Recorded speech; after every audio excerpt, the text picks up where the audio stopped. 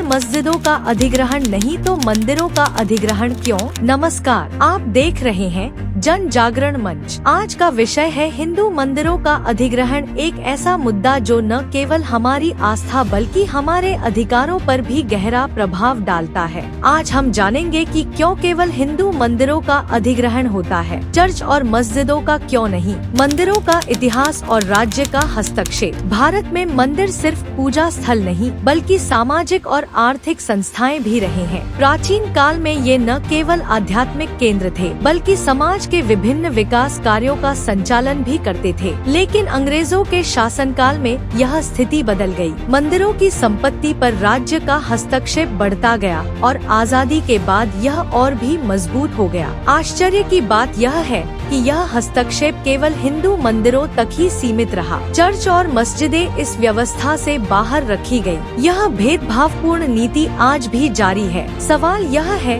कि आखिर ऐसा क्यों? स्वामी रामभद्राचार्य जी की चिंता, अधिग्रहण का अन्याय। हाल ही में प्रख्यात धर्मगुरु स्वामी रामभद्राचार्य जी ने इस मुद्दे पर अपनी आवाज बुलंद की। उन्होंने स्पष्ट रूप से कहा कि सरकार द्वारा मंदिरों का अधिग्रहण हिंदू धर्म के साथ अन्याय है। स्वामी जी ने इस तथ्य पर ध्यान दिलाया कि जैसे मुस्लिम समुदाय की संपत्तियों का प्रबंधन वक्फ बोर्ड करता है, वैसे ही हिंदू मंदिरों के लिए भी एक स्वतंत्र और स्वायत्त संस्था होनी चाहिए, जिसे सनातन धर्म बोर्ड कहा जा सकता है। यह बोर्ड हिंदू मंदिरों की संपत्ति का प्रबंधन करेगा, न कि सरकार। वक्फ बोर्ड बनाम मंदिर प्रबंधन, दोहरी नीति। वक्फ बोर्ड मुस्लिम समाज की संपत्तियों का स्वतंत्र रूप से प्रबंधन करता है। इसके तहत लाखों एकड़ जमीन और बड़ी संख्या में मस्जिदों की देखरेख होती है, जिसमें सरकार का कोई दखल नहीं होता। लेकिन मंदिरों के साथ स्थिति बिल्कुल उलट है। सरकारें मंदिरों के धन और संपत्ति पर अपना नियंत्रण रखती हैं और दुर्भाग्यवश इस धन का उपयोग कई बार गैर हिंदू हितों के लिए किया जाता है।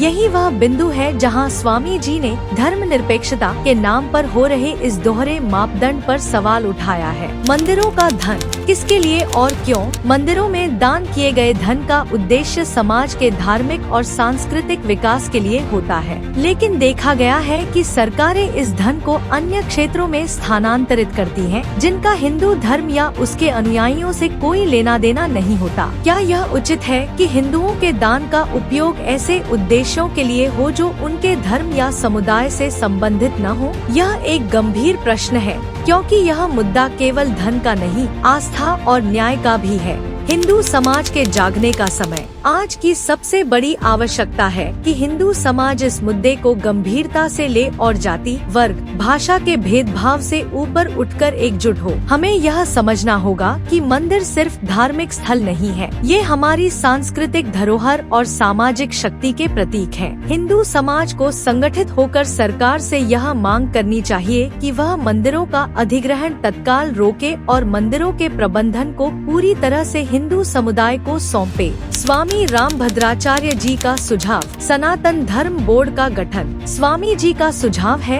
कि मंदिरों का प्रबंधन उसी प्रकार से किया जाए जैसे वक्फ बोर्ड मुस्लिम संपत्तियों का करता है। एक सनातन धर्म बोर्ड का गठन हो जो मंदिरों की संपत्ति का देखभाल करे, मंदिरों की आय का उपयोग हिंदू समाज के विकास में करे और इसे किसी भी तरह के राजनीतिक हस्तक्षेप से मुक्त रखा जाए। धर्म, राजनीति और न्याय का सवाल। यह मुद्दा केवल मंदिरों के प्रबंधन का नहीं बल्कि यह सवाल है धर्म और राजनीति के संतुलन का। यह सवाल है कि धर्मनिरपेक्षता के नाम पर हिंदू समाज के साथ इस प्रकार का भेदभाव क्यों? क्या मंदिरों पर राज्य का नियंत्रण सही है? क्या यह हमारे धर्म और हमारी आस्था के साथ अन्याय नहीं? हिंदू समाज को चाहिए कि वह एकजुट होकर अपनी आवाज बुलंद करे और इस भेदभाव के खिलाफ एक संगठित आंदोलन खड़ा करे। हमें चाहिए कि हम स्वामी रामभद्राचार्य जी और अन्य संतों के नेतृत्व में इस मुद्दे को सरकार के सामने गंभीरता से उठाएं। एक लोकतांत्रिक व्यवस्था में हर समुदाय को अपने धार्मिक स्थलों का स्वामित्व और प्रबंधन करने का अधिकार होना चाहिए। मंदिर हमारी आस्था, हमारी पहचान और हमारे धर्म के स्तंभ है। हमें इन पर किसी भी तरह का बाहरी नियंत्रण स्वीकार नहीं करना चाहिए। यह समय है कि हम जागें, संगठित हों